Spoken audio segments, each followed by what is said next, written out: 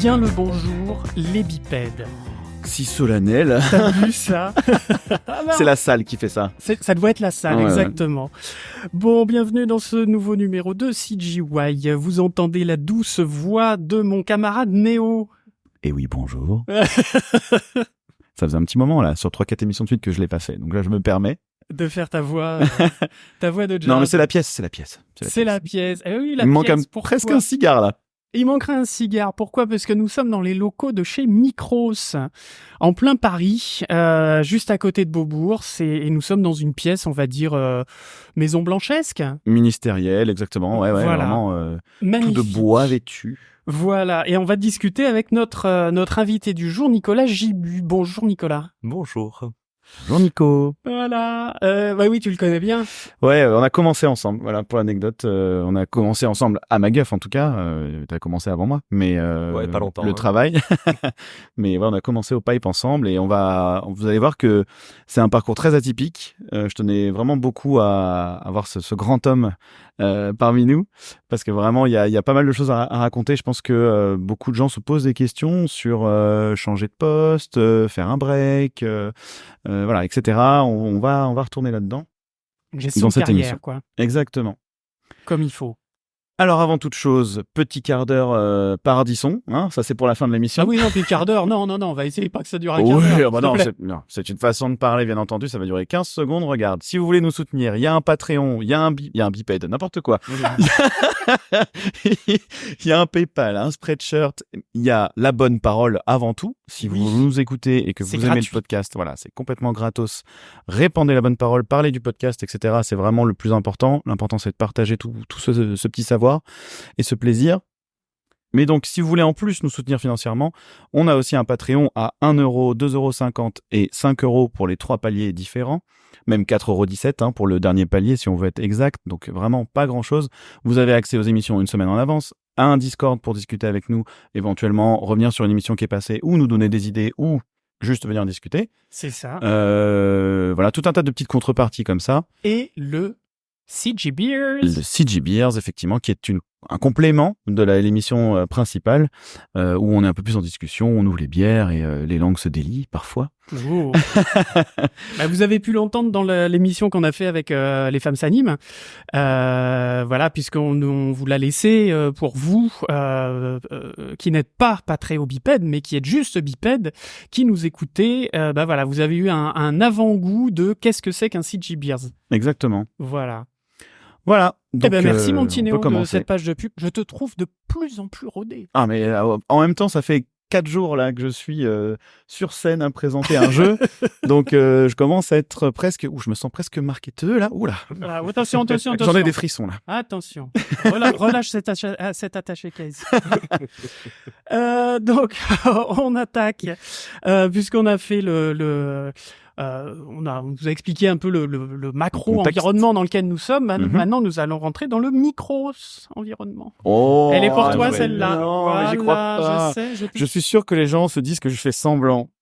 Mais je vous jure que je découvre les vannes sur le fait accompli. Et vraiment, c'est dramatique. Je m'enfonce dans ma chaise de plus en plus. Et en même temps, j'adore ça. Donc, moi, dans le ridicule.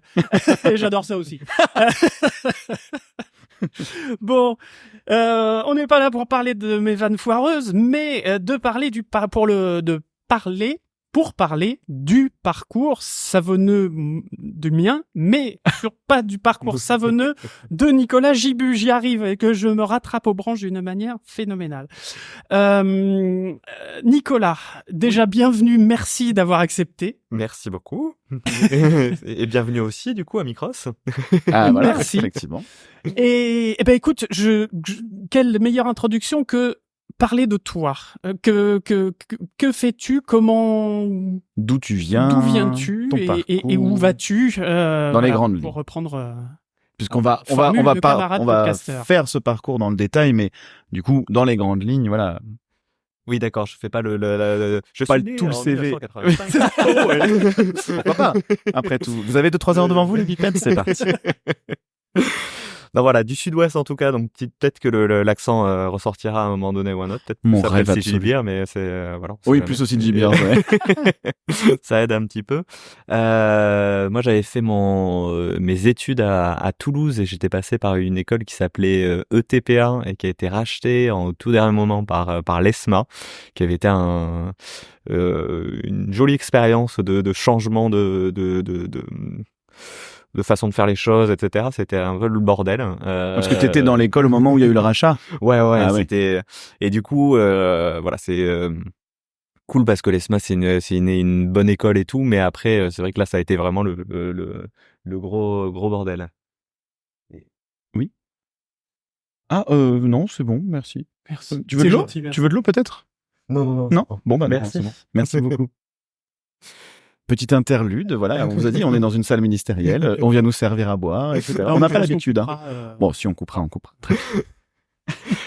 Et voilà, donc du coup, études, mais comme finalement, je pense beaucoup de gens de cette époque-là, c'est-à-dire où des écoles sont un peu en train de se monter, font les choses, essaient de trouver leur prof et tout, et donc du coup, t'en sors et tu te dis, bon, j'ai appris des choses, pas mal, mais voilà, on n'est pas encore sorti des gobelins, on n'a pas le tapis rouge qui est déroulé direct devant soi, etc. Faut ramer un peu, quoi. On sort les rames et c'est parti, quoi. Et j'étais passé à Annecy un tout petit peu pour le festival d'Annecy. À l'époque, on venait de voir c'était Illum, quoi, Guff, on va dire, c'est MacGuff qui venait de sortir leur chasseur de dragons, et qui est pas à ne pas confondre du coup avec le How to Train Your Dragon. Et oui, chasseur de dragons. Voilà, chasseur de dragons. À pas confondre avec juste dragon en français. Oui, mais c'est ça. Oui, c'est voilà, ce qu'il disait. Voilà.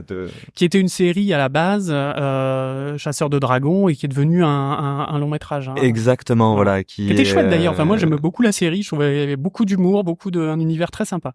Et moi, j'avais trouvé le film fabuleux. J'étais sorti de là, j'étais dit, waouh, et on a fait ça en France et tout, trop bien. Parce qu'à ce moment-là, il n'y avait pas encore de grands studios, quoi. Il me semble, en tout cas, qu'ils faisaient du gros long métrage qui allait se déployer un peu partout, ce genre de choses. Enfin, en tout cas, c'est comme ça que je le voyais. Parce que finalement, il y avait eu des tentatives, ce genre de choses, mais on a eu de la chance, je trouve. Ouais, on est sorti d'école et on avait un truc comme Illumination qui était en train de se monter. Et alors, c'était encore dans les cartons à ce moment-là, mais ouais, les films en 3D, il y avait que Pixar à l'époque vraiment qui venait casser la baraque. DreamWorks un petit peu. Ouais, DreamWorks DreamWorks aussi. mais... T'avais un peu. Est-ce que c'était déjà Sony là qui faisait les héros de la glisse, etc. J'ai le souvenir voilà de Blue Sky peut-être, non, il y avait. Ou c'était Blue Sky peut-être. Ah bah il y avait oui, l'âge de glace, oui, sûrement. Et l'âge de glace évidemment. Bon voilà. Et mais tout ça c'était les States. Donc, du coup on se disait soit on traverse l'Atlantique, soit on rame. Voilà, sinon on le fait nous-mêmes quoi. Et on a eu de la chance parce que voilà, ça s'est monté. Il y a eu le premier Moche et Méchant qui est sorti, qui a fait un carton, et donc du coup ils ont décidé de rester, les Américains, et ça a été pour toi Néo et pour moi un beau début d'expérience. Mais voilà, je cherchais l'anime, je crois que tu cherchais l'anime aussi à ce moment-là. Ouais. Et mes portes closes quoi. Je me rappelle appeler en me disant ouais non mais rappelez le mois prochain, etc. Et puis tu rappelles le mois prochain et tu fais non mais rappelez le mois prochain, ça va être bien machin. Bon, en gros c'est sûr ils veulent pas te dire non complet parce que c'est la stratégie, hein, faut le savoir. Tu dis pas on sait jamais, on pourra avoir besoin de toi, mais quand même on prend tout ce qui est de meilleur avant quoi. Et clairement si je regardais mon showreel de l'époque, c'était normal qu'ils me prennent pas. On a eu effectivement, on a commencé ensemble au Pipe, on a fait 4 mois, et puis on a voulu faire un test pour Moche Méchant 2 à l'époque, et c'était très drôle quoi. On a vraiment eu 2 semaines, on a eu la chance d'avoir 2 semaines de faire un test d'anime, et effectivement on a pris une grosse claque à ce moment-là parce que vraiment on avait des dirianimes de très très haut niveau qui nous faisaient comprendre que ah ouais non mais en fait il y a du chemin quoi les gars. Oui. Grave. Voilà. Et ça, mais ça a quand même été une super expérience parce que ça nous a permis de voir vraiment à haut niveau ce que c'était l'anime, ou de commencer à le comprendre, à vrai dire, parce que ça met du temps, je trouve, à commencer à capter toutes les petites subtilités et tout. Et on a fait quand même 1 an de pipeline, et c'est intéressant, surtout à Illumination. Le pipeline, c'était quelque chose d'assez particulier. Ils ont un soft d'asset management qui est assez ouf et ça permettait vraiment d'avoir une belle conception de comment on crée un film. Ça nous permettait d'avoir pas la vision la plus, parce qu'on touchait pas à tous les départements, mais quand même ça nous a permis de voir, je trouve, par où ça passait, dans quel tuyau ça passait et de comprendre les rouages de la machine et pas juste appuyer sur des boutons, quoi. Ouais. Et ça, je pense que pour tout le reste, c'est resté parce que tu comprends dans quoi tu t'inscris quand tu fais à n'importe quel autre poste. Et on reviendra sur cette partie-là un petit peu après. D'accord. Vas-y, comme ça, on finit le gros CV et voilà. Et peut-être que je déroule après ce qui. Ouais, voilà, rapidement, et on reviendra dans le détail. Je pense que ça va être cool, de fou, ça va être trop bien. Et alors, du coup, après ça, on arrive quand même à négocier un petit peu de fixing. On se rapproche petit à petit de l'anime, un peu en louvoyant, hein, parce que ça a été beaucoup ça. Alors, fixing, qu'est-ce que tu entends par fixing anime? Alors, c'est une très bonne question. Qu'est-ce que le fixing? Parce que du coup, on est en plein dans ce débat-là d'ailleurs aussi de pas dériver. Le fixing à Illumination, c'était quand une animation a été validée par les diranimes et le réalisateur. Ça partait dans les tuyaux du pipeline, etc. Ça faisait du quality check en termes de rendu avec des occlusions, ce genre de choses pour voir un petit peu comment ça rendait, comment ça sortait.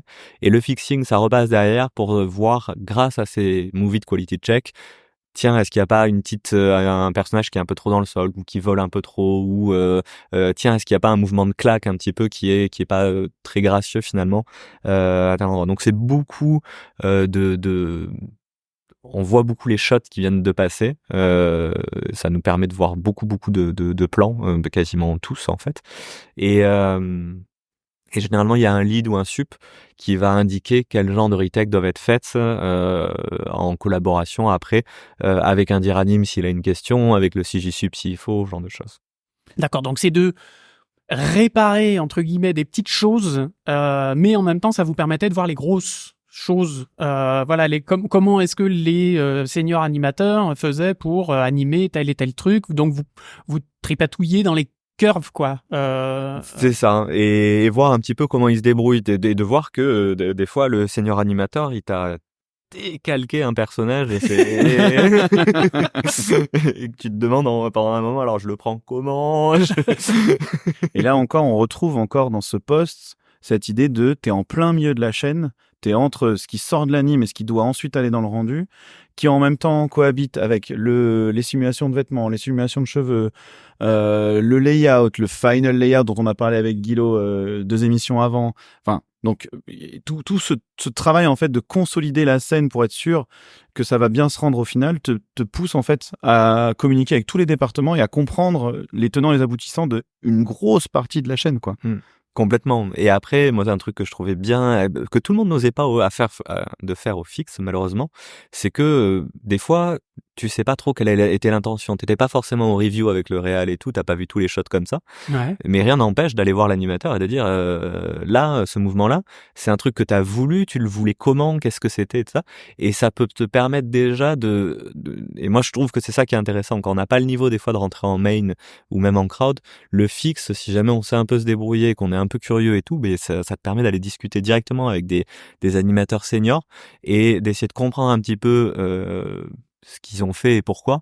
Et généralement, ils sont quand même plutôt très cool et ils vont te dire, ah ouais, ça c'est ça, tiens, moi j'aime bien faire ça comme ça et tout. Et en fait, t'apprends plein de choses moi j'ai trouvé que j'apprenais beaucoup de choses comme ça. Tu penses que tu as mieux appris l'animation en faisant ça que en étant direct junior sur un perso ou sur un truc comme ça? Non, c'est pour animer, pour savoir animer, il faut animer clairement. Ouais. Par contre, ce que j'ai beaucoup appris, c'est déjà me comprendre comment les animateurs fonctionnaient, voir comment plusieurs styles d'animateurs vont organiser leur scène et ce genre de choses. Il y en a certains qui sont très très bordéliques, d'autres qui sont très carrés, à un point où ça devient flippant. Voilà, t'as un t-shirt Skynet par exemple, voilà, il y en a certains, ils ont ça dans la tête. Mais sinon, c'est le gros plus du fixing. que tu prends en bagage derrière. Par contre, je trouve que c'est la compréhension technique de tous les déformeurs, de tout ce qui va se passer derrière. C'est penser comment tu vas réparer quelque chose ou comment tu vas mieux organiser quelque chose dans les courbes ou ce genre de choses. Et c'est au moins, je trouve, mais après finalement Néo, toi t'as l'expérience aussi et tu pourrais le confirmer ou dire non je suis pas d'accord, mais ce bagage-là, en fait, je trouve que c'est celui qui est le plus intéressant à faire suivre après. D'accord. Bah, c'est surtout que ça t'enlève une charge mentale énorme quand ensuite t'es dans des plans et que t'es perdu, techniquement. T'es pas en panique, t'es pas en train de ne rien dire et de faire n'importe quoi dans ta scène, de te perdre pendant des jours dans des trucs, parce qu'en fait, tu sais les réflexes qu'il faut avoir ou ne pas avoir. Tu sais aussi que, parce qu'on en a parlé, il faut aller parler avec les gens. Donc ça aussi, ça te donne ce réflexe aussi. T'es bloqué, tu vas avoir quelqu'un. Tu vas pas rester dans ton truc comme ça, perdre 3 jours. À pédaler dans la choucroute. Voilà. Et en fait, je trouve que c'est ça qui est vraiment cool, c'est que du coup, tu peux, quand tu deviens animateur, te concentrer uniquement sur l'artistique et l'intention, parce que tout ça, c'est plus une inquiétude pour toi. Tu maîtrises ce truc, donc ça va. On n'arrête pas de dire que les animateurs sont pas techniques. Là, justement. Et ça donne une petite partie technique, en tout cas, aux animateurs. Une grosse partie technique. Une grosse partie technique. Tu penses. Okay. Très, très débrouillarde. Pourquoi? Parce que désolé, du coup, c'est un peu un échange à deux, parce qu'effectivement, le début de carrière a été vraiment commun, et vous allez voir que après, ça se sépare, et c'est ça qui est super cool. Comment je dois le prendre, du coup? Bah non, juste des choix différents.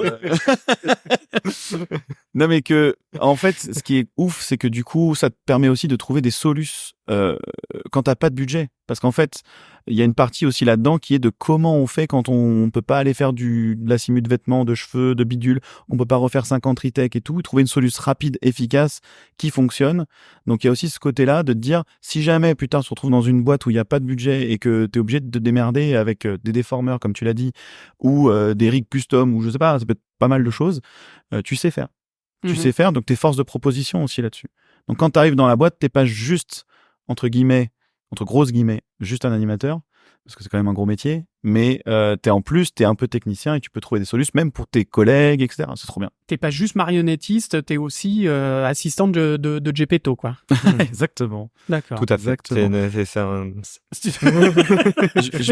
Je vais aussi rebondir, j'en profite par rapport à la question que tu as posée, le doc, et sur laquelle tu as rebondi, Nico, c'est que oui, effectivement, pour faire de l'anime, il faut être animateur junior. Mais c'est là tout le paradoxe un peu de ce poste de fixing, c'est que on en a eu quand on a dû recruter des gens qui nous demandaient est-ce que ça va me permettre d'être animateur? Ça peut te le permettre. On en a connu, j'en fais partie. Nico a fait un petit peu d'anime et puis on a un autre ami que j'embrasse très fort, Pierre-Baptiste Marty, qui est maintenant carrément qui est passé main, qui est passé par le market et qui est passé main sur Mario, etc. Enfin bon, vraiment, tu vois, ça permet d'avoir des niveaux d'anime. Si tu te donnes, c'est possible. Mais il y a rien de plus rapide qu'évidemment d'avoir les mains dans des plans tout de suite. Donc c'est complexe, surtout nous on a eu la chance d'arriver à un moment où ça se construisait. Donc on avait même des plans de crowd, tu te rappelles? Oui, au pipe déjà en fait. Du coup, voilà, même au pipe, t'as raison. Même à l'époque, on était au pipe, on nous donnait des plans d'anime crowd. On l'avait fait un peu en Tsum douce, je crois. Mais Babette, si tu nous écoutes, Babette, si tu nous entends, tu n'as jamais entendu ce que tu viens de dire. Il y a prescription. Non, mais oui. Et donc c'est vrai que c'était plus facile quand même pour nous, faut le dire. Aujourd'hui, les équipes sont vraiment installées, donc tu vois, devenir superviseur, avoir des plans en charge, etc. C'est quand même faut montrer que t'en veux, quoi. Surtout qu'il y a du taf, donc c'est aussi ça, c'est qu'au début on tentait des trucs, on nous filait des shots de temps en temps parce que en fait voilà, mais plus ça allait, plus on a été pointilleux, plus on a dû prendre des choses en charge en technique de l'animation, en fixe anime. Mais je sais que toi, Nicolas, tu vas peut-être pouvoir en parler un petit peu quand tu as eu. Alors, on va en parler, tiens. Quand C'est son émission, t'es au courant, Néo, parce que là, ça fait 10 minutes que tu souhaites le micro. C'est pour ça que je lui redonne. Faut qu'il parle C'est pour ça que je lui redonne. C'est pour ça que je lui redonne. Que justement, il y a un moment donné où il y a eu un split. Donc on est au fixing tous les deux. Exactement. Et au bout de l'année de fixe, ou un peu plus, parce que généralement ça fait 18 mois un projet ou quelque chose comme ça, 14 mois peut-être nous au fixe, je sais plus, bref. Bon, plus ou moins. On a, comme disait Néo, on a fait quelques plans en crowd, on était à côté de l'équipe de crowd, il y avait Babette qui était donc du coup la superviseur crowd de Illum à ce moment-là. Et vers la fin, je lui dis écoute, moi j'ai envie d'aller faire de la crowd et je veux passer en anime en crowd. Et parce que je savais que c'était toujours chaud niveau main d'y rentrer, et qu'en plus il y avait l'avantage, c'était sur les Minions et tout, il y avait quand même bien moyen de s'amuser parce qu'il c'était blindé de petites conneries à droite à gauche. Voilà, il faut voir les films d'Illum à l'époque de Babette, mais généralement on aimait bien planquer des trucs. Donc Crowd, c'est tout ce qui est full, qui n'est pas personnage principal, secondaire ou tertiaire. C'est vraiment tout ce qui est en fond, la vie qui grouille, quoi. Exactement. Voilà. Et surtout, il faut bien le comprendre. À Illum, alors je sais pas si c'est toujours le cas, je pense de moins en moins quand même, mais parce que des trucs comme Golem et comme Massive, etc., il y en avait pas partout. Des softs qui permettent de faire ce genre de choses. Ouais. À Illum, tout est fait à la main. Alors, il y a des principes d'instanciation, etc. C'est-à-dire qu'on copie des cycles et ce genre de choses, mais c'est vraiment très, très manuel. Et donc, du coup, il y a toute une équipe qui va se charger de faire ça à partir ce qu'on appelle un layout crowd, où on va faire déplacer. Mais les Minions sont un très bon exemple, généralement, pour ça, parce que tu as besoin de faire des belles compositions d'images de comment la foule va se déplacer, ce genre de choses, quelle partie elle va prendre, est-ce que ça doit changer un peu le layout ou non, et parce que c'est possible ou non. Et forcément, c'est des films où c'est très important. J'avais un tout petit peu plus tard, parce que j'ai fait de la crowd, mais après je peux aller sur du layout crowd.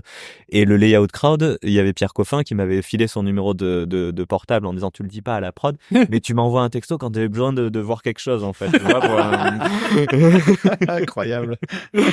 Et donc du coup c'était quand même très rigolo quoi. D'ailleurs, faudrait que je l'appelle pour voir si ça marche toujours. Mais c'est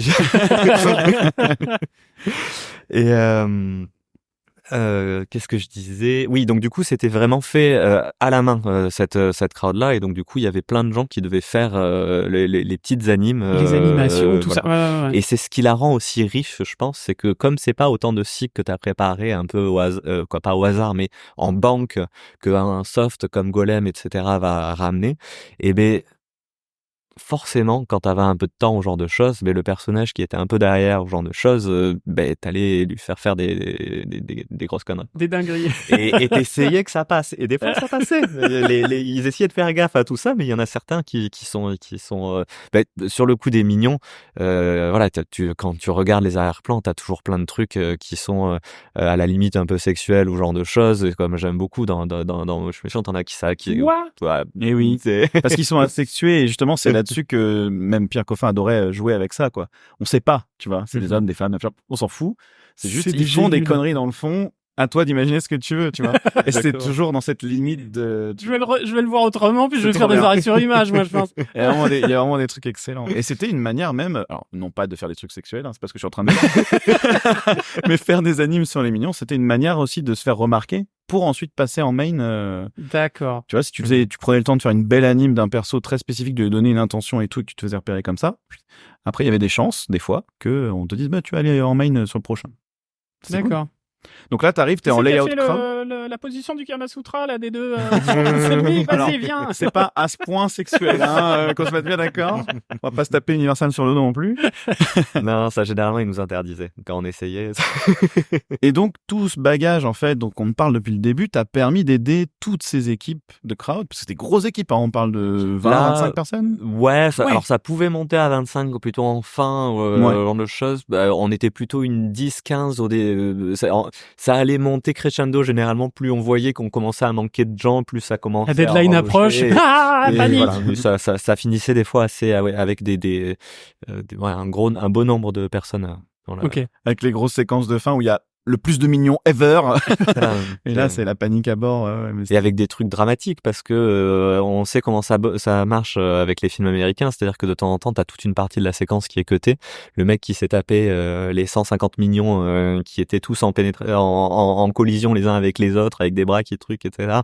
Et qui se fait dégager, dont le plan se fait dégager. Ça peut donner une bonne angoisse. Ouais, c'est ça, c'est rude. Donc là, à ce moment-là, t'es en layout crowd, c'est ça ?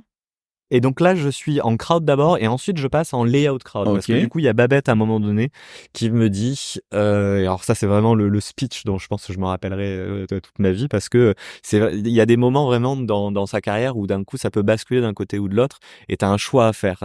Et tu sais jamais si c'est le bon choix à faire ou non. Et tu le sauras jamais parce que t'en auras fait qu'un de toute façon. Et en même temps, comme disait la princesse Leia, à l'heure du choix, chacun est libre. Voilà, pardon, c'était pour placer cette citation. Et donc du coup, Babette, elle me dit, je vois que t'es super à l'aise en technique, etc.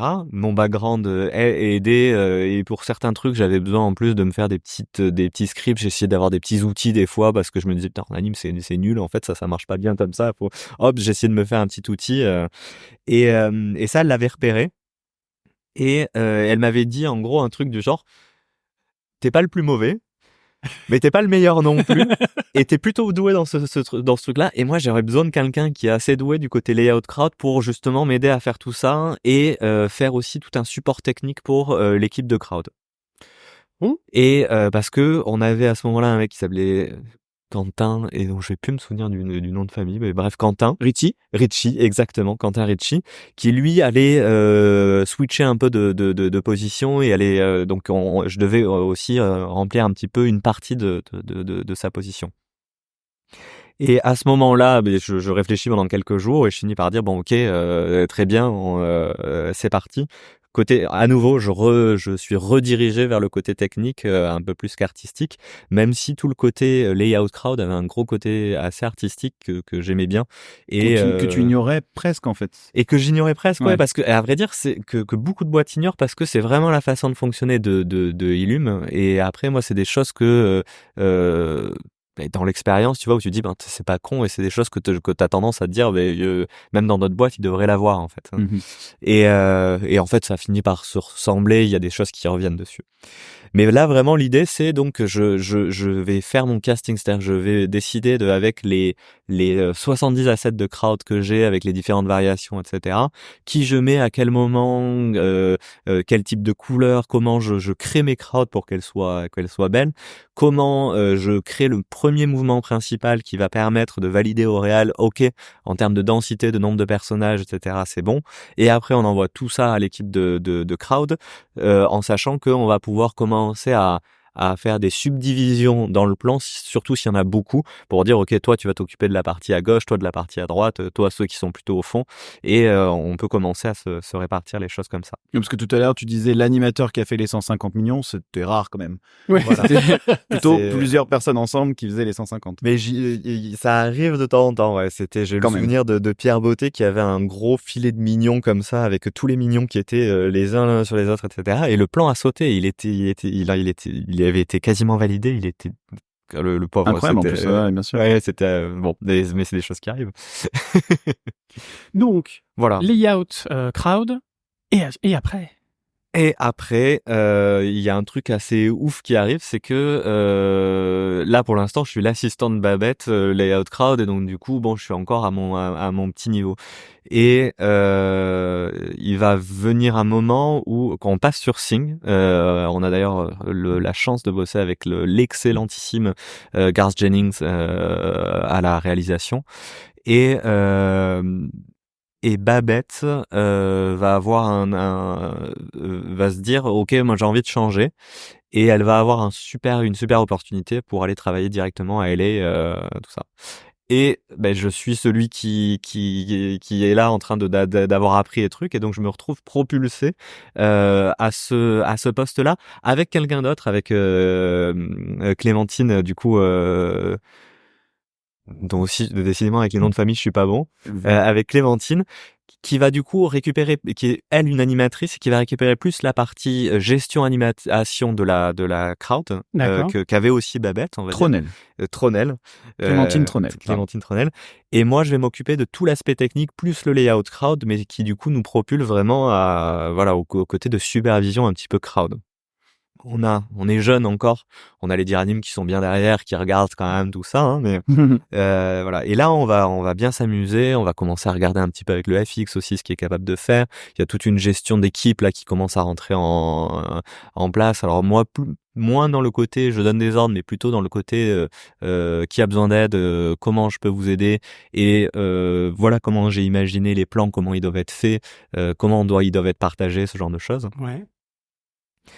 Et là, c'est les premiers moments où on va présenter des choses directement devant le réal, avec des fois avec Chris Mélénandri qui est là, où tu vas faire les reviews. Chris Méléndry, le gros boss Universal, vraiment. Exactement, pour ceux qui connaissent pas. Le dieu, quoi. Le dieu universal, et pas le dieu universel. Vas-y, du coup, après ça encore, vas-y, faut qu'on accélère parce que après il y a des questions derrière. Et du coup, après ça, j'ai quand même toute une partie technique autour de l'animation parce que j'ai encadré déjà l'équipe crowd, et on va me proposer autre chose. Et là, du coup, je te suis dans tes pas, parce que on va me proposer le Subtech Anime, alors qui est un truc à Illum, qui est en gros, on va dire, c'est un peu l'équivalent technique du Dear Anime. C'est que d'un côté, tu as le Dear Anime qui va être pour toute le côté artistique, etc., qui va reprendre. Et toi, à côté, tu as besoin de dire, OK, en termes techniques, j'ai besoin d'aller voir avec les rigs pour m'assurer que ça va être prêt, machin, etc.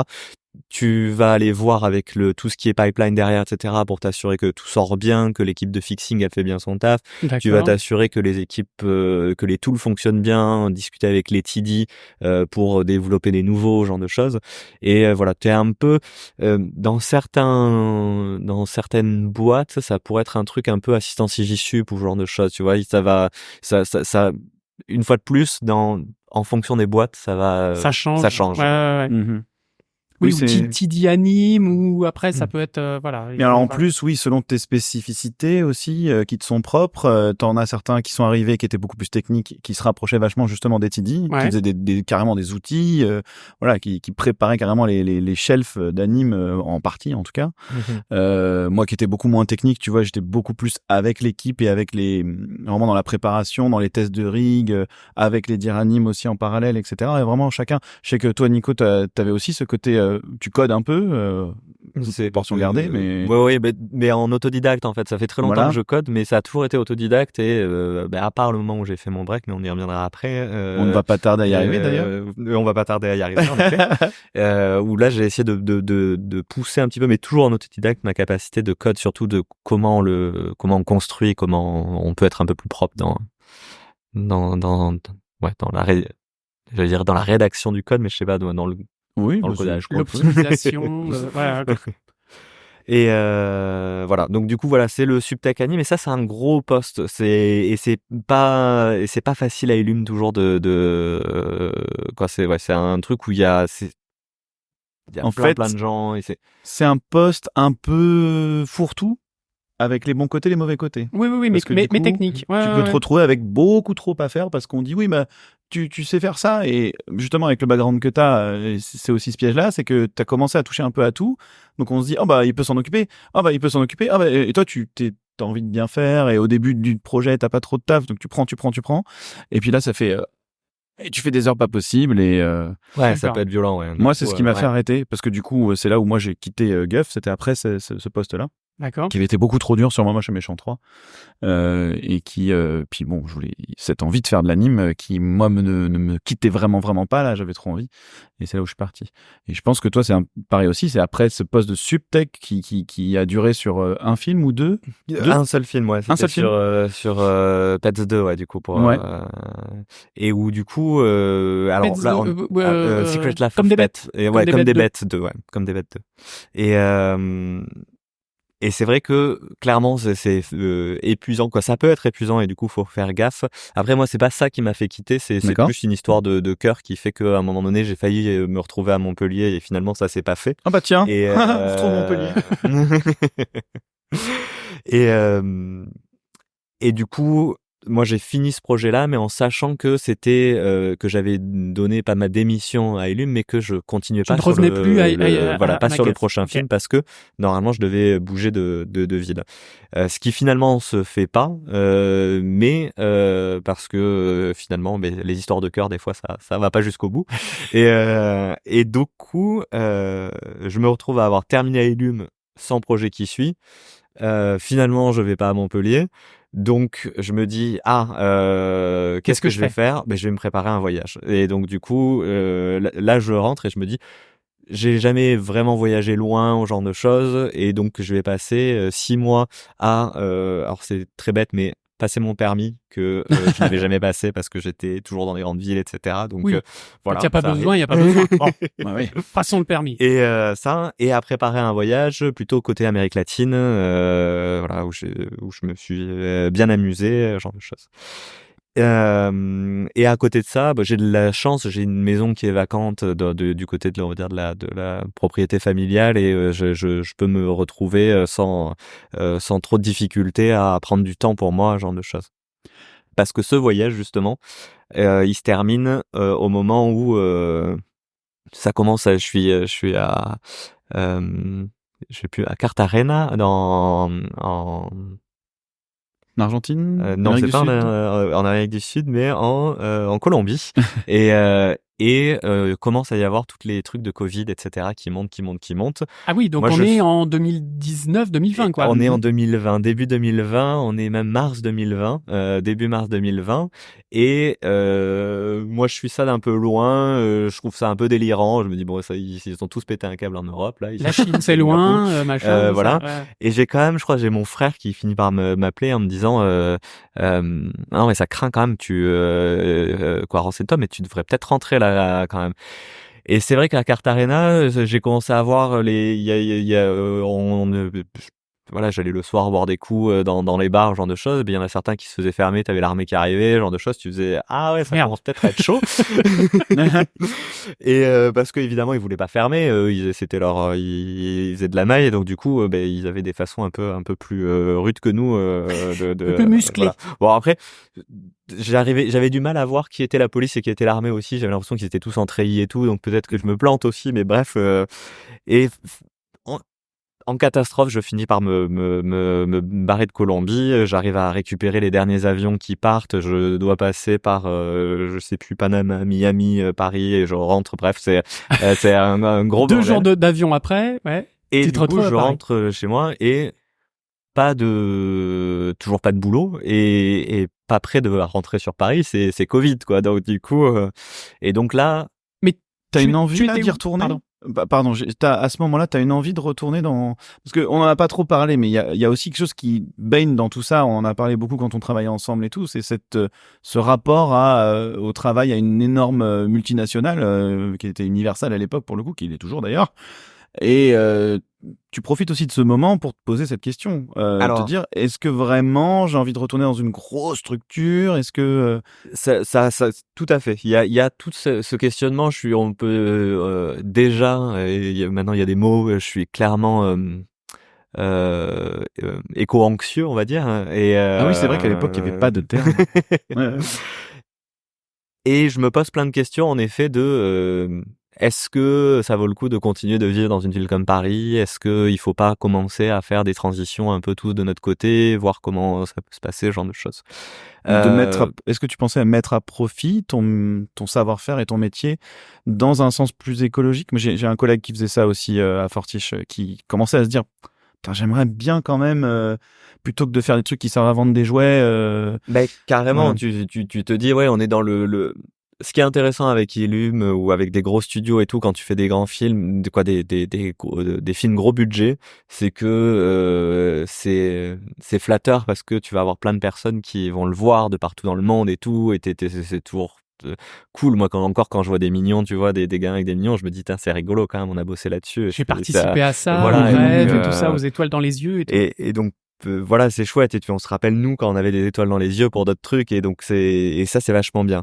En revanche, mais le secteur de l'animation, c'en est un parmi tant d'autres. C'est vrai que c'est dur de voir comment on s'inscrit dans quelque chose qui va aller plus dans un sens écologique, voire même décroissant, puisque je peux même oser de dire ce mot-là. Décroissance en animation. Et voilà, donc on n'est pas du tout dans cette idée de économique ou quoi que ce soit. Et moi, mes idéaux écologiques se heurtent un petit peu à ça. Et alors après, clairement, on se dit, mais par contre, on a un superbe média de capacité finalement, nous, on est capable, notre cul sur une chaise face à un ordinateur, on est capable de faire des vidéos avec explicatifs sur plein de choses. On peut notre outil, il est quand même fantastique. On n'a pas besoin de matériel très cher finalement. On a des softs qui sont gratuits et quoi. Finalement, si on veut, il faut de l'idée, du temps et beaucoup de temps. du temps. Mais il y aurait possibilité, voilà, de faire des choses. Et donc clairement, ça m'emmène dans des trucs en train de me dire tiens, je pourrais faire ça, je sais coder un petit peu, je peux apprendre un peu plus à faire du C++. Tiens, il y avait le jeu vidéo m'a toujours intéressé et je me disais tiens, est-ce qu'il y aurait pas des serious games à faire dans ce sens-là. Je suis très très fan de certains jeux style Kerbal Space Program ou Oxygen Not Included, pour ceux à qui ça parlera, mais qui sont des jeux assez techniques où il faut réfléchir pas mal sur comment tu mets en place des systèmes logiques, ce genre de choses. Et du côté de l'écologie, je pense qu'il y aurait des choses fantastiques à faire en fait, parce que c'est réussir à penser des systèmes complexes et comment ils doivent s'organiser et comment les optimiser, et surtout de voir aussi quelles sont les limites. Et je pense que voilà, ça pourrait être très très chouette de développer des choses de ce côté-là. Et écoute, on te filera le numéro de Greta Thunberg. Ce break qui t'a permis de penser à ça, tu penses? Pour des gens qui, là, ont peut-être 5-6 ans de boîte et tout, qui se disent, putain, c'est toujours le pied au plancher. Est-ce que tu penses que c'est aussi cette respiration presque imposée quelque part qui t'a permis de parcourir cette partie de toi, tu vois, et te dire, et te rendre compte que c'était...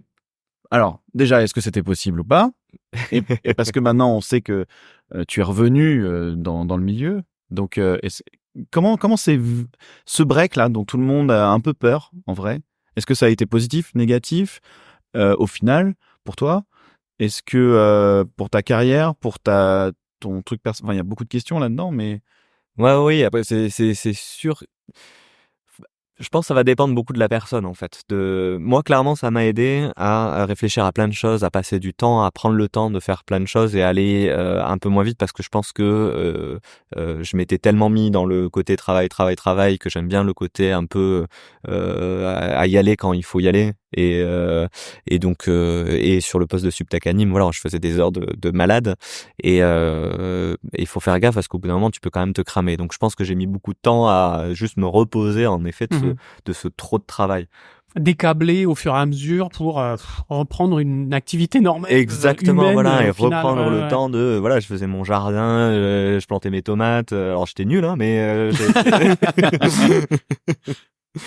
mais ça m'a permis, voilà, de reprendre un peu de recul et d'aller penser d'autres choses, de voir s'il y avait des idées qui sortaient. Et finalement, à côté de ça, j'ai quand même regardé s'il y avait du boulot, etc. Je sais que j'ai eu un petit entretien avec Skydance à un moment donné pour faire de la crowd justement là-bas, mais du coup sur Golem, alors du coup ça m'intéressait de voir un petit peu comment ça changeait. Et finalement on s'est pas entendu finalement d'un point de vue salaire surtout. Et enfin j'ai Micros qui m'a appelé, voilà, pour un film qui est pas encore sorti, qui va sortir sur Paramount Plus après, et donc du coup qui m'a fait revenir sur Paris, parce que à ce moment-là je me dis peut-être que si jamais je refuse quand même trop de positions à un moment donné, est-ce que je vais pas complètement sortir des radars, ou est-ce qu'il va y avoir encore du taf? Donc tu l'as ressenti? T'as eu le temps de le ressentir, ou ça a été encore quand même? Moi, ça a été, mais clairement, tu te dis, en fait, des offres, t'en as pas tous les jours, surtout quand t'es dans des positions qui sont quand même assez élevées. Je pense que si t'es animateur, par exemple, ça peut switcher beaucoup plus vite, et donc faut voir comment.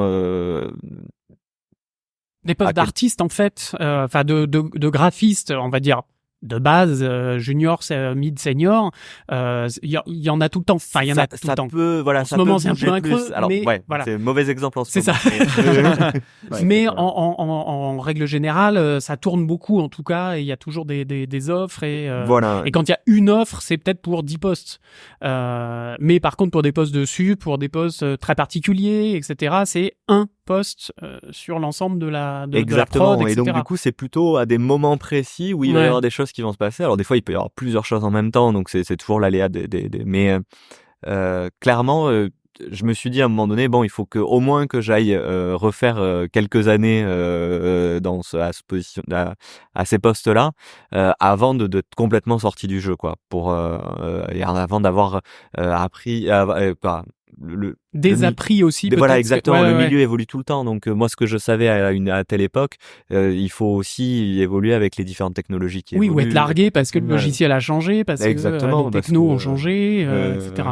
Parce que t'as des pipelines full USD qui se sont montés et que toi, t'y connais rien. Voilà, des trucs comme ça. Il faut être un peu dans le... Encore un choix cornélien à faire, quoi. T'en as fait des choix pas évidents. Du coup, c'est vrai que t'as pas mal de moments et ça, c'est pour ceux qui s'y retrouveront confrontés, il y a jamais de bon choix, quoi. T'es toujours en train de te dire bon, et tu pèses tout le pour, le contre et machin, et au final, t'es toujours en train de dire bon, pile ou face, quoi. Ah, c'est intéressant. Pour toi, il n'y a pas vraiment de bon choix dans ce cas-là. Il n'y a pas de bonne ou de mauvaise situation, en fait. La vie te tend la main. Mais en fait, c'est vraiment c'est le paradoxe du choix, quoi. C'est à un moment donné, tu vas faire le choix et tu sauras jamais.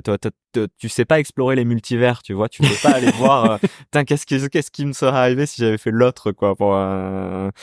Pareil, je serais gourou, tu vois, dans le Béarn, là, en train au milieu des moutons, etc. Ça aurait été complètement changé, quoi.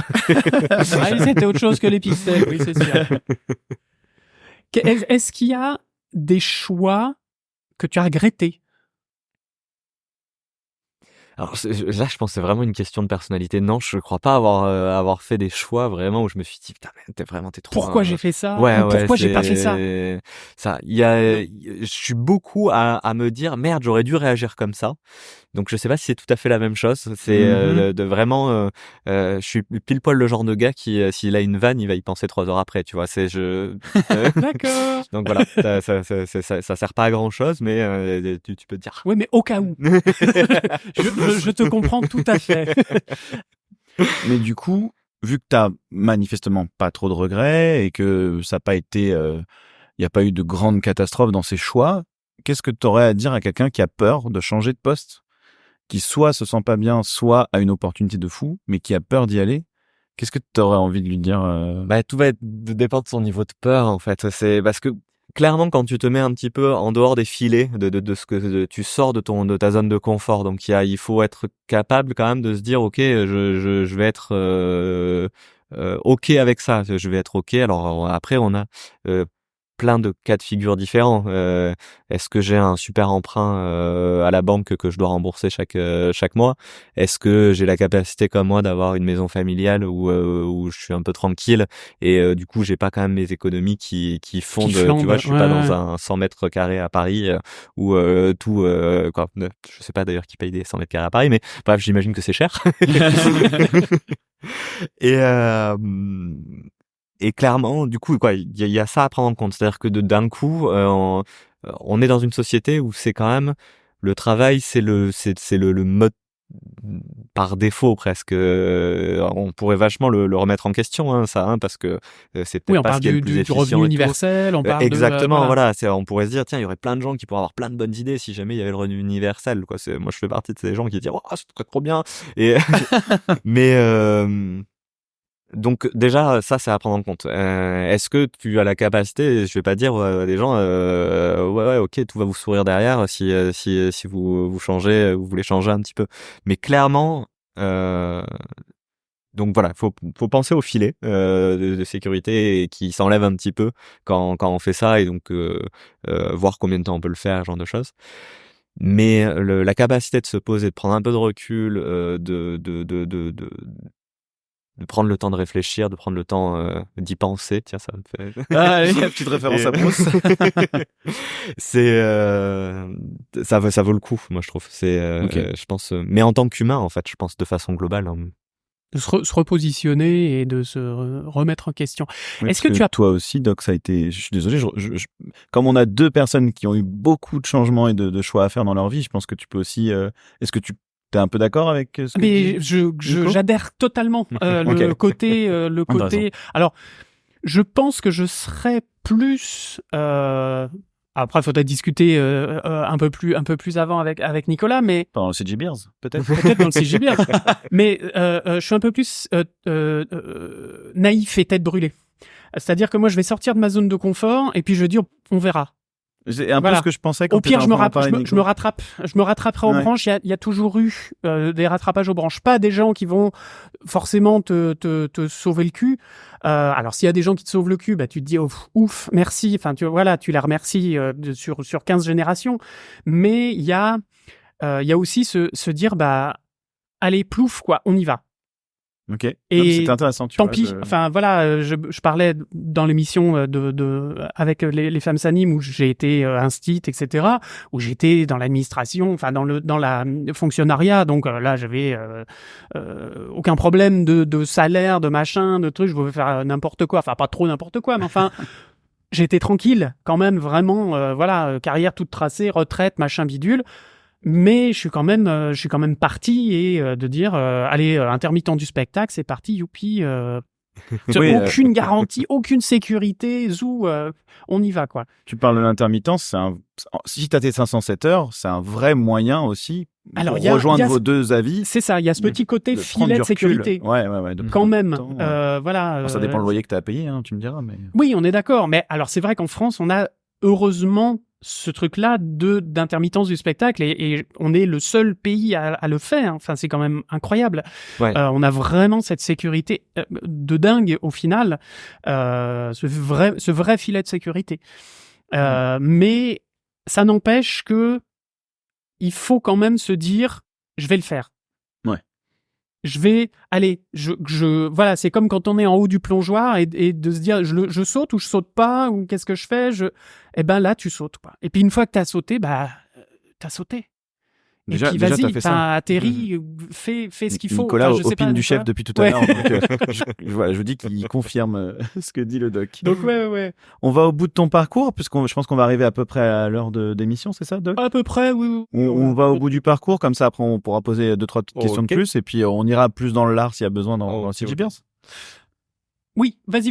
Ouais. Pardon, je garde une question pour le CG Beers. Bah voilà, ça c'est fait. Alors du coup, je termine rapidement parce que finalement on était pas loin au bout là en fait. Pour ça. Donc parce que finalement c'est Micros qui me rappelle quand je suis encore dans ma campagne et en train de planter des tomates. Et donc du coup, je reviens sur Paris. C'est parti pour un nouveau long métrage. Donc comme je dis, qui va sortir sur Paramount+. Et il n'a pas été annoncé Je suis pas sûr. Il avait été annoncé au moment, mais bref, je sais plus que ce qui a été dit et tout, donc je vais pas dire de bêtises. Très bien. Et s'il est sorti au moment où on diffuse l'émission, nous mettrons un lien bien évidemment dans les notes de l'émission. Super. Voilà. Et donc du coup, qui m'a beaucoup plu de travailler dessus parce qu'il y avait plein de personnes là avec qui j'ai pu travailler. Potov par exemple, dont tu te souviens peut-être, et qui est un collaborateur exceptionnel, et donc du coup c'était génial. Et voilà, toute une aventure de en fait découvrir une nouvelle boîte. C'est la première fois, je fais finalement presque 10 ans chez Illum où je suis formaté Illum, et j'arrive dans une nouvelle boîte où les choses sont faites différemment, où il y a plein de trucs où t'arrêtes pas de comparer finalement les trucs aux autres. Et à nouveau au poste de subtech anime. Donc par contre, je me retrouve dans un poste où, comme j'ai déjà fait les choses, je suis un peu plus à l'aise du coup, et je peux j'ai pas besoin de pagayer autant que quand je viens d'arriver, je suis tout nouveau, et donc je suis plus à l'aise là sur ce poste-là. Et quand même, je suis désolé, je te coupe parce que je trouve ça intéressant, c'est que malgré un an et demi de pause vraiment de la 3D, tu retrouves quand même une position de superviseur. Ce qui est quand même une bonne information, tu vois. C'est pour ceux qui ont peur, justement, je reboucle un petit peu avec ce que j'ai dit tout à l'heure. C'est pas parce que tu t'arrêtes longtemps que forcément tu sors tu en as très bien parlé d'ailleurs, faut toujours se tenir au courant quand même et pas trop rester off, mais en vrai, voilà, faut pas oublier que l'expérience que tu fais, elle est là, quoi. Elle est valable. Mais oui, complètement. Et après, une fois de plus, c'est à ces niveaux-là, ça va être au hasard, en fait, ça tombe jamais au bon moment, mais il va y avoir des trucs qui vont, parce que justement là, ça se passe super bien. Et à la fin de l'expérience Tiger Apprentice, on va me proposer du coup le poste de CJ Sup. Bon, j'indique que c'était quelque chose qui m'intéresse quand même, hein, mais et du coup là je commence à passer sur CJ Sup. Et alors ils ont une bonne façon, je trouve, de voir les choses ici à Micros, c'est que je suis CJ Sup anime et on est généralement sur les gros projets de CJ Sup et il va y avoir une partie image et une partie anime. Et donc il y a parce que généralement c'est dur d'avoir le panel complet en fait de sur un film en fait de A à Z, et on va souvent sortir de départements où on va être plus orienté caractère et animation, ou côté lighting, compositing, FX, ce genre de choses. Et on sent que le skill set, il se regroupe un petit peu dans ces différents gros volumes, on va dire. D'accord. Et je trouve ça assez malin, en fait, d'avoir séparé les choses comme ça. Ce qui est un peu quand même la forme qu'a pris le CJ Sup à Guff aussi. Malgré tout, sans vraiment le vouloir à la base, c'était souvent un peu le cas. Ça pouvait, mais c'était pas toujours ça. Il y en avait certains, voilà, ça, des fois, ça avait un côté plus orienté prod pour certains. Et des fois, bref, il y avait plusieurs cas de figure, j'avais l'impression. Alors que là, oui, non, t'as raison. Et là, tu veux dire que c'est une vraie volonté. Et là, ouais, on appelle vraiment, si je suis pas anime, si je suis image, okay. Et alors, du coup, deux. Comment dire, tu gères quel département? Et alors, layout anime. Du coup, ça va être tout ce qui est autour du caractère, de développement des caractères, donc du personnage du coup, hein, pour ceux qui sont pas très anglophones, même si bon, oui, c'est un terme habituel chez nous. Modeling, je te laisserai traduire après. Modeling, surfacing. Surfacing qui va être un petit peu entre deux. Il y a certains qui sont un peu cul entre deux chaises parce qu'il y a la partie caractère, mais il y a la partie un peu rendue derrière. Donc du coup, il faut jouer avec les deux. R qui va avoir aussi des fois un peu le cul entre deux chaises puisque il y a tout le côté grooming. C'est plus côté. R, c'est les cheveux. C'est pas les Nike. Voilà. Le jour où Nike fera des perruques, on va être emmerdé. Enfin bon, bref. Oui. Et en effet, le département layout, lui, il est souvent un peu séparé. Ça va dépendre aussi mais ça peut avoir une influence sur les deux. Étrangement, le côté set va souvent être plutôt côté image parce que en fait, c'est la compo. Exactement, ça va passer plutôt par le côté image. Après, une fois de plus, ça va dépendre des talents de chacun aussi. Ça peut varier, ce genre de choses. Mais après, toujours côté anime, on va avoir toute l'anime évidemment, plus fixe, CFX et toutes les parties confo qui sont entre crowd, etc. Et derrière ça, on a tout ce qui est lighting, compositing, FX, qui sont plutôt côté image et avec les autres aspects. Donc ça peut se séparer un petit peu comme ça. D'accord. Et donc aussi bien, alors CJ Sup, c'est quoi? C'est le chef de artistique et technique. C'est que technique. C'est alors, il y a un peu d'artistique et un peu de technique, mais évidemment, l'artistique, il se partage entre plein de personnes quand même. On a le dire anime dans un film qui est un poste très important. On a évidemment le réal qui est en termes artistiques. Un petit peu important. Ouais, voilà. Un petit chouïa. Il vite fait ce qu'il faut faire, quoi. Il vient une fois toutes les 3 semaines. Et évidemment, ouais, le CJ Sup doit avoir un point de vue qualitatif aussi sur ce qui est fait. Moi, souvent, j'ai tendance à dire que le CJ Sup, c'est le sup des sup, parce que en gros, tu essaies de driver tes superviseurs. Et en même temps, je pense que là où il faut faire gaffe, c'est pas parce que t'es le superviseur d'un superviseur qu'il faut faire le taf du superviseur, ou que tu peux penser le faire mieux. Il y a plein de moments où, comme moi, je suis sans arrêt en dialogue avec mes superviseurs pour essayer de voir qu'est-ce qu'ils pensent où est-ce qu'on doit avancer, ce genre de choses. Je les fais se confronter les uns les autres en fonction des idées et tout. Et moi, mon idée, c'est plus et, dans le ring, c'est ça. 50 sur le suppléant. Alors. Et du coup, moi, mon idée, c'est plutôt d'avoir la vision d'ensemble, en fait, pour essayer de voir, OK, vers où on va, est-ce que ça marche ou non, est-ce qu'on n'est pas en train de perdre trop de temps sur telle ou telle chose. Parce qu'il y a un aspect économique qui s'ajoute à ça, j'imagine, quand tu deviens CJSup.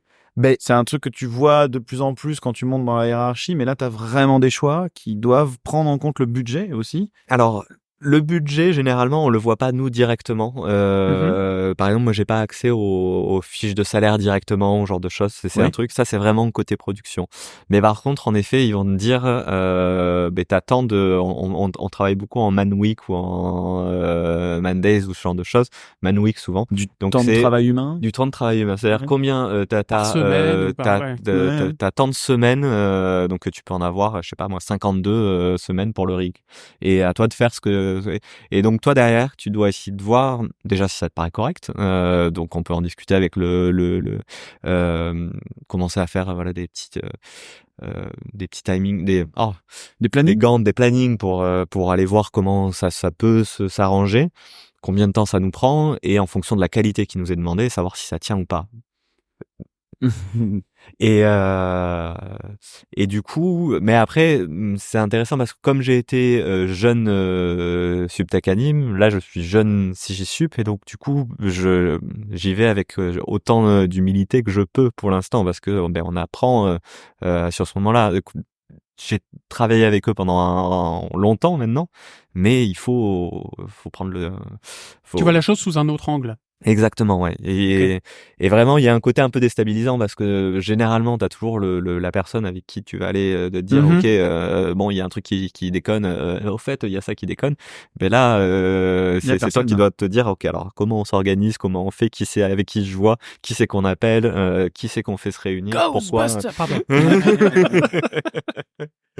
Excusez-moi, c'est là où c'est important d'aller faire confiance à ses superviseurs aussi et voilà, d'établir cette relation parce que il y a aucune raison que tu te retrouves tout seul là-dedans et même si effectivement c'est toi qu'on va, c'est un peu la position ingrate, c'est toi qu'on va prendre comme responsable s'il se passe un truc merdique. Responsable ou référent?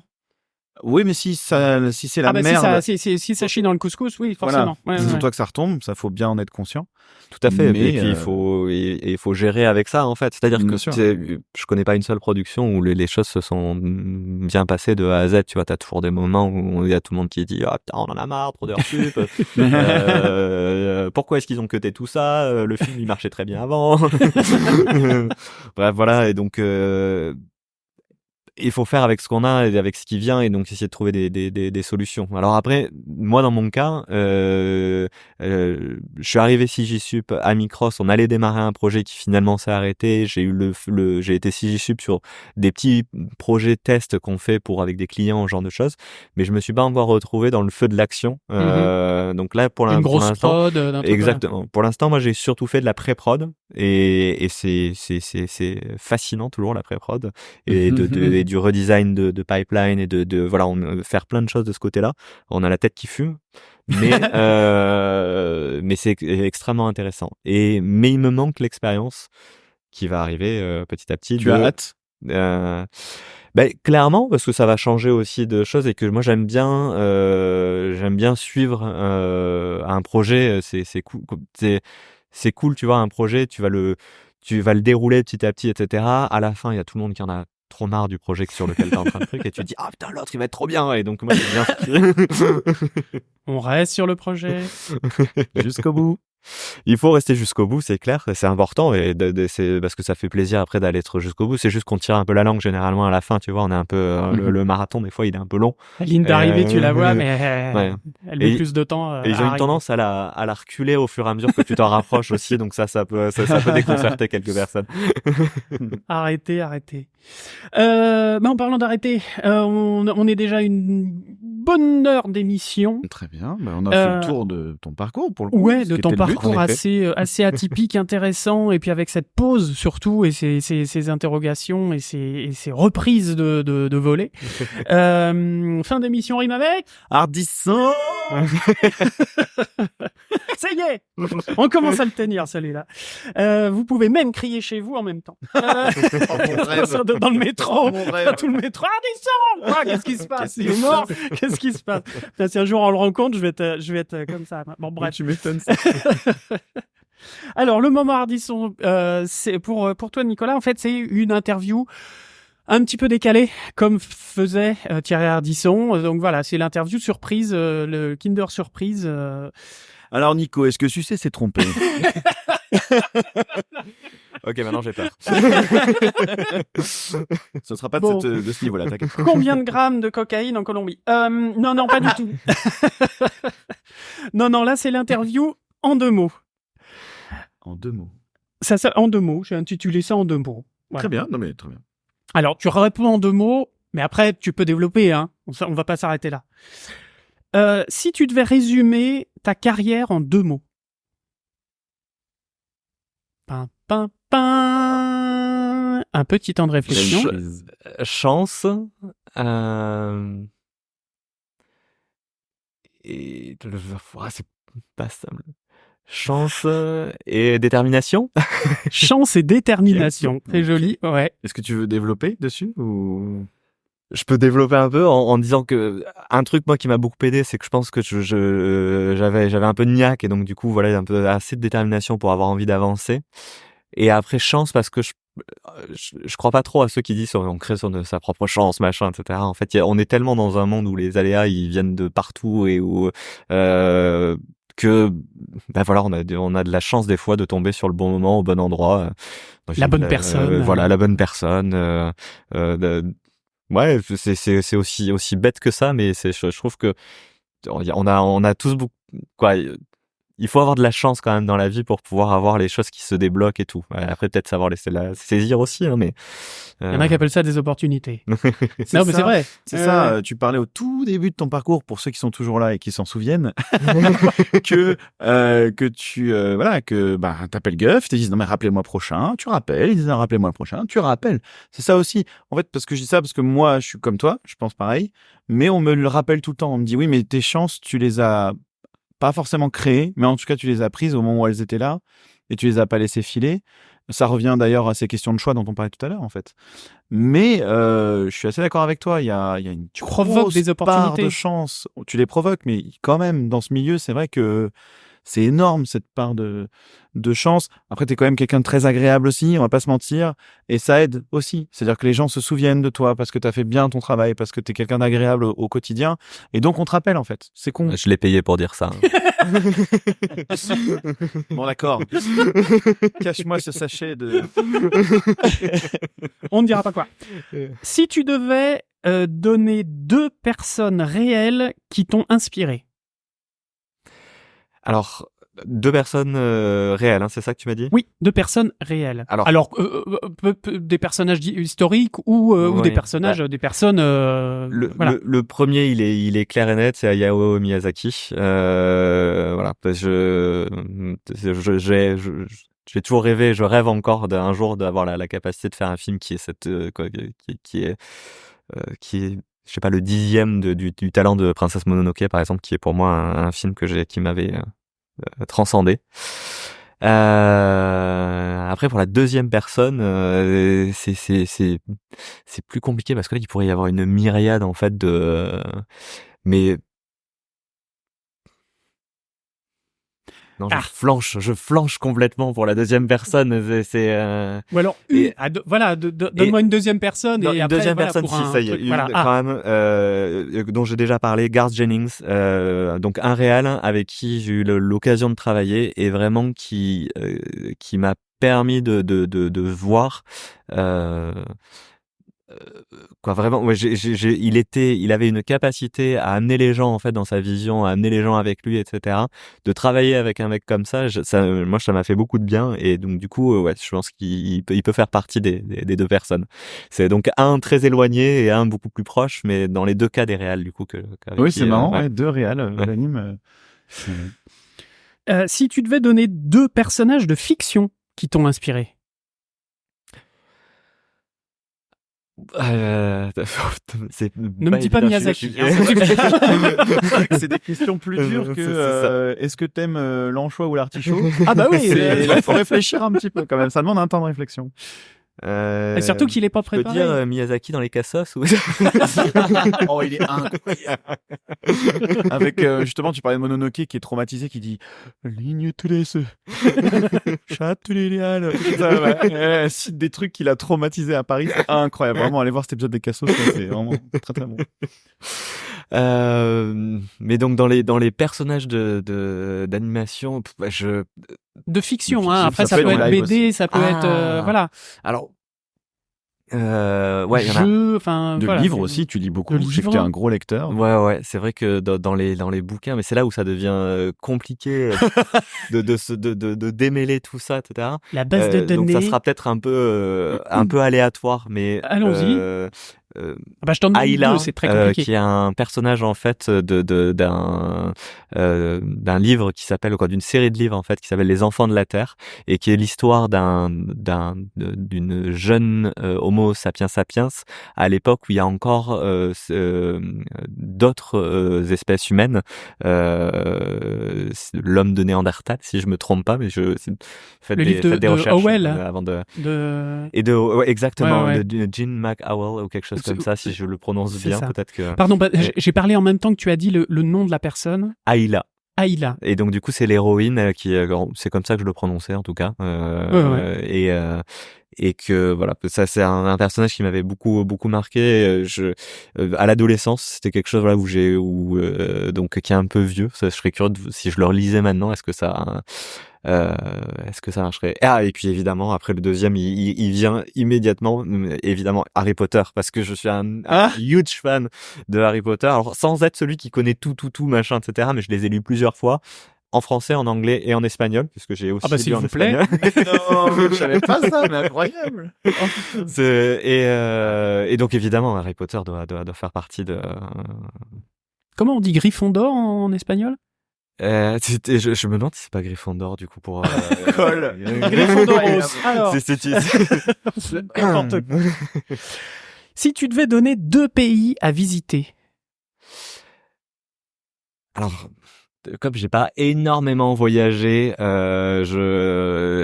mais il y en a un moi et alors c'est bizarre de dire que parce que c'est d'une certaine façon c'est la France, mais la Guyane française, moi j'ai trouvé ça absolument fantastique comme endroit à visiter, mais parce que j'étais très attiré par l'univers un peu de jungle et que j'y suis un peu allé en mode YOLO, parce qu'on m'avait dit de pas aller tout seul dans la jungle, et finalement c'est un peu ce que j'ai fait. Alors je me suis fait un peu peur, hein, je vais crever, mais j'y vais quand même. Voilà, et donc du coup j'avais failli marcher sur un gros serpent et tout. Bref, ça a été ça aurait été un peu merdique ça d'ailleurs, mais ah bah oui.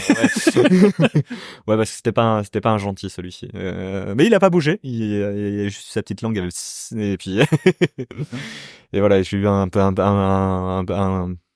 pas mal de chance là sur ce coup-ci, mais je crois que généralement il faut les embêter un peu pour qu'ils finissent par mordre en fait, mais ils sont assez territoriaux, donc ça peut finir par arriver, et là c'est pas terrible.